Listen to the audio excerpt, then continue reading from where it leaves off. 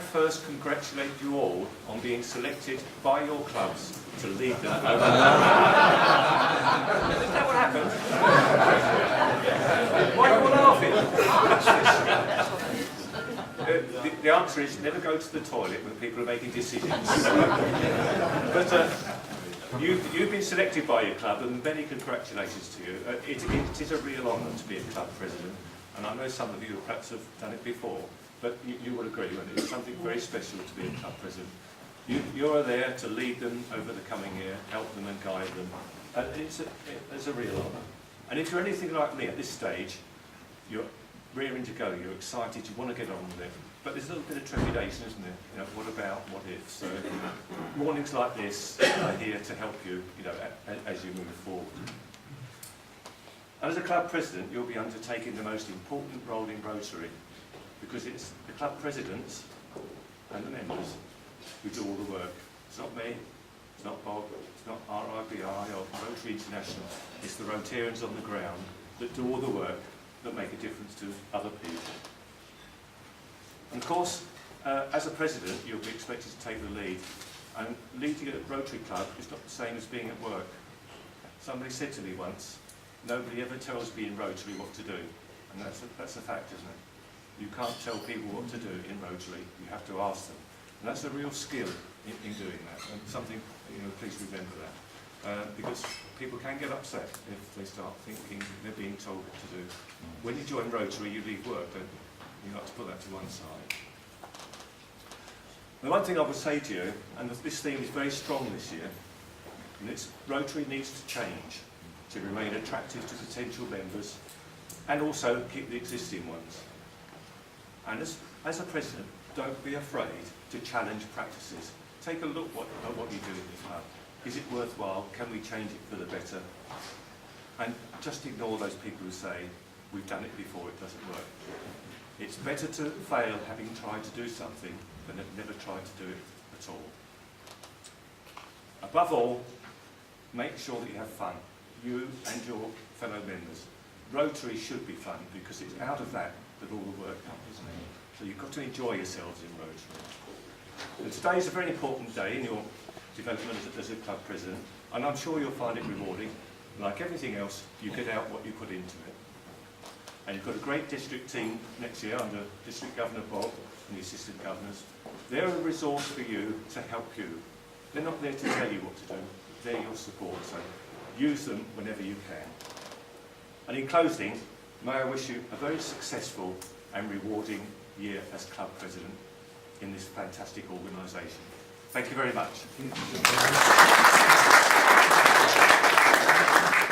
Here is your District Governor, Bob Barclay. Good morning, everybody. First of all, can I thank you all for coming today, giving up what is one of the most precious assets, which is our time, which I know we do being Rotarians anyway, but to give up a glorious Saturday morning to come and listen partly to me. Thank you very much for that. I'd also like to just comment on two other things as well. First of all, I'd like to thank our District Governor John for A, coming on this morning, but B, for the support that he's given me over the last 2 years. What it does show is, and I hope this goes to the clubs as well, it's the concepts of support and continuity. We've tried to do this at the district level, and it's really working well now with the district governors, as we call ourselves, meeting regularly to work on the continuity. So, John, thank you very much indeed. And also, I'd like to send my own sad wishes for Christine Borgart. Rodney and I used to be involved with the Essex branch of Hope and Homes. I was with him at a meeting 5 weeks ago, sitting next to him, and he was perfectly okay.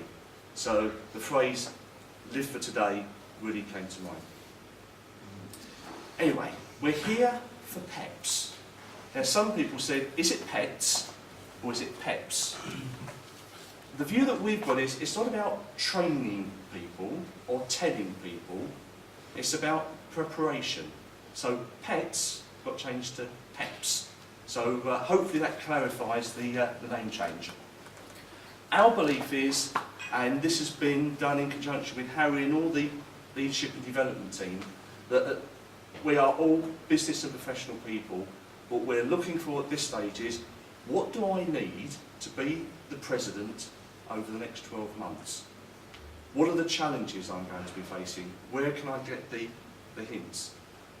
Which is why the format for this year is slightly different to what anybody may have experienced in previous years.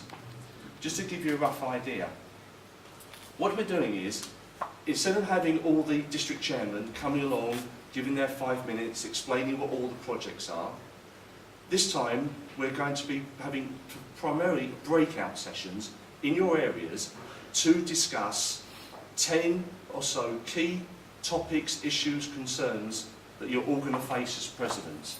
And one of the major factors of resources is you people here. It's the experience, knowledge that you've got already. Some of you have been presidents before, some of you are all club members, and no doubt some of you said, if I was president, I would do it like this.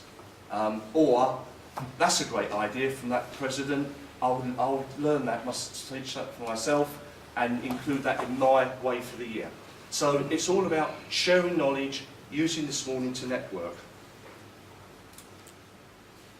May the 7th may bring about a change of leadership in the country. July the 1st will definitely bring about a change of leadership in Rotary. And that change of leadership is from Ray Cleaning-Smith, who's going to be RI President, to Jim Wilson, RIBI President, to the district team, but most importantly, you people sitting here, you are taking over what is Rotary is the most important thing, and that's the clubs. It can't be emphasised enough that Rotary's strength lies within the clubs. On television recently, there was a documentary about John Lewis, the department store. I don't know if anybody saw that. And there was one comment that Andy Street, the managing director, made. It was this: leadership is not about popular decisions, but about making the right decisions. That's something I think we're all going to face during the course of the year. Guarantee we'll make a decision and somebody will agree, somebody will disagree, and probably the majority won't care one way or another. But it's just being prepared for the fact that as custodian of your club for that year, you will have to make decisions. But bear in mind to remember the custom and traditions of your clubs at the same time, but being willing to change. As Harry said, as John said, it's all about looking at what we're doing at the moment and being prepared to change. Now, on that, some of you will notice this blazer. It's not the normal colour I wear, I can tell you that. And a lot of you will know that apart from Rotary, my main passion is my support of Tottenham Hotspur Football Club. Now, I know that can't be helped, but some of us have to do it. Can I clarify, this is not West Ham claret. This colour is burgundy. So if anybody says, I like your claret jacket, I will be having words with them. This is burgundy. The reason I mention this is not just because of the colour of the jacket, but it's all about changing things for the right reasons. Normally, when the incoming district governors go to San Diego, there's two big questions on the day. What is the colour of the theme jacket, and what is the what's going to be the motto theme for the year? This time round, the jackets were announced at the RI convention in Birmingham. Now the reason for this was Ray Cleaning-Smith found an opportunity that by having one supplier, they cut the cost of the district governor-elect jackets by 50%. Something very simple that never been done before, but by announcing it in advance, 50% save. Well, if you work out, and it's very early for the maths this morning, but $145 times nearly 600 people who would have one of these jackets globally, that's a lot of savings. So they just looked at something that was very simple practice, changed it because it made sense. We believe we've already done this in district with the introduction of 8 areas. Now again, this was one of these decisions that may not have been popular, but felt it was the right decision to make. The reason behind it was the AGs have a lot more responsibilities that they had today than they've had previously. So it's only fair that that workload is spread. Imagine if you were an AG with 12 clubs in your district with a requirement to visit each club 4 times.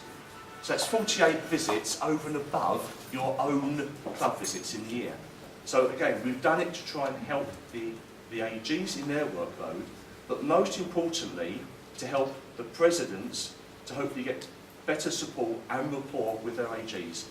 Because at the end of the day, this district team is here to support you in whatever shape or form you want to make your year as presidents successful. I'd just like to touch briefly upon some of the key district goals. Now, I will be coming out with these in more detail at District Assembly, so I won't go into great detail today. There's 3 main areas to be aware of. The Global Strategic Plan, this is a new plan that's coming from this year at RI level. And basically, they made it simpler. Previous plan, there were 7 elements to it. This time, there's just 3. Eradication of polio, youth activities, and the emphasis on projects on the 6 areas of focus on the new foundation structure. There's the new presidential citation. Now, some of you who've had an opportunity to meet with your assistant governors already would have been hopefully given the details of the new citation. Let me emphasise, this is not a citation for you. I'm sorry to say that. It is a citation for the club from the RI president. And I know this country is not as keen, as you might say, than the US, or getting awards and badges and certificates, but it is a good roadmap for clubs who are looking maybe to do something different, haven't been able to put together a plan at the moment. The other main area for planning is the RIBI plan, and there are 2 main elements to that. One is that the concept of Rotary Day will continue. My counterparts, the other district governors for RIBI, have agreed that the whole concept of Rotary Day will continue, which I think is an excellent idea because it does give us that 1-day focal point and will continue to be 23rd of February. It's also been decided to continue with the Thanks for Life campaign, with the emphasis this year continuing with polio. So just what it means is we are now 3 months ahead of where we were with the planning and concepts last year. So again, there'll be more about this at District Assembly, but just to give you the heads up that that's what's been agreed. So they're the 2 main banner headlines. The main subsections are Rotary Foundation being asked primarily to make club members aware of the importance of our own charity. A lot of people even get now, what is foundation? There's a lack of understanding of what the foundation is. So one of our goals should be to increase the knowledge base of the members on foundation. Membership development, retention, new club formation. Membership is key. I do not intend to go on and on and on and on about membership. I think we all know the importance of membership, and it'd be undermining everybody to keep stressing that. However, one of the areas where we do need the support of the clubs is any plans on new club extension. And again, there'll be more about that at the District Assembly. We're looking to make sure our PR and marketing is undertaken correctly. We've got such a wonderful product here. We have such wonderful events. Let's just make sure we continue to publicise that, primarily not in the domains of the 1240 News, which is a wonderful publication for us Rotarians, but how we get our achievements made known to the public. And under the Projects Committee, there are 5 major areas. Community and vocational, normally referred to as ComVoc. One of the things I would like to see is that split. And we really go back to what we started as an organisation, the vocational aspect. Because with vocational, we're using our skill set. It's not how much money do you want, do I need to write a cheque out? It's going back and using the skills of the Rotarians in various ways. So I'm very keen to emphasise and push the concept of vocational service. I hope we continue with the shelter boxes, or the various box schemes. I think this district has done tremendous work with the recent disasters. We know disasters will continue, whether they're being caused by environmental, political, terrorist. We're not a political organisation, but we're there to help those people in need. And the work done, especially with Haiti and in China with the shelter boxes recently, has been superb. And I'm astounded when you hear the figures and the amount of money that the various clubs have raised. I'd like to continue with the youth programmes. Youth, I know it's so cliche, youth is the future. And the more we can get youth involved, you get them then involved in Interact, Rotaract, it then takes that next step into Rotary. And that is one of the other key elements, is the transition for Rotaractors to become Rotarians. And the last element is youth exchange. It ties in with the whole concept of youth. I think there needs to be more awareness of the wonderful youth exchange programs that are available. But again, at District Assembly, this will be covered in more detail. I'd like just to make reference to some key dates that are coming up. I'm sure you've got them all in your diaries. They're heavily, hopefully, ingrained in your head at the moment. But just to confirm, 8th of May is the District Assembly. And hopefully you've all received the registration forms for that. If I could ask you to get them back to the registration officer as soon as possible, that'd be much appreciated. The 4th of July is the district handover, which again, be delighted if you would all be able to attend. That's at the Three Rivers. It's on a Sunday, it's a lunchtime carvery, and as you can guess, with my sporting interests, I have confirmed there are no World Cup matches that day. Purely coincidental, I may add. 1st to 3rd of October, we have our district conference.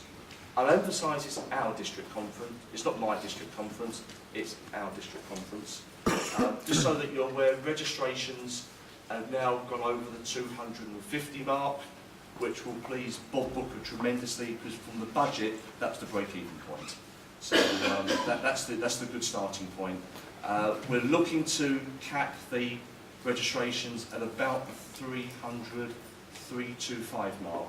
So if you are still considering coming to a conference, you haven't booked yet, I suggest, I would hope you would book as soon as possible. There was the comment once made, there's two certainties in life, death and taxes. As a club president, there's one third one. You get me along for the official visit. You can't get out of that one, I'm afraid. It's in my book of things I must do. And there's not that many actually for District Governor. One is actually to organise a district conference, which we've done, and the other one is to visit each club. Now, some of you have been asking, when are you coming? Can I have the dates? Just to let you know, what I have done first of all, I work in London during the day. So it's a bit difficult to get from London to a lunchtime club and back again.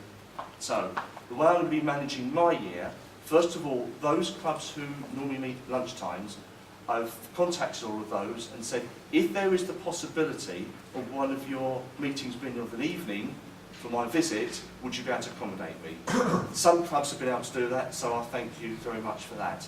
Now I've got those replies back, I'll now be finalising the rest of my dates. If anybody has any preferred dates that they'd like me to come along on, please email me. But the word none, I'm afraid, doesn't count.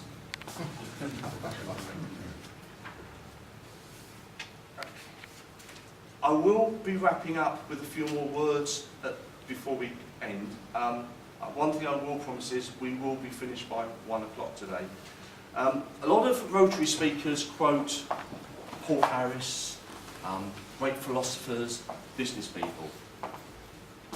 But again, you're aware of my great interest in football. I'd just like to make a quote that was said by the late and great Spurs captain Danny Blanchflower, and why I think it quotes to Rotary. He said, "The great fallacy is that the game is first and last about winning. It is nothing of the kind. The game is about glory. It's about doing things in style and with a flourish, about going out and beating the other lot, not waiting for them to die of boredom." Now, how does that equate to Rotary?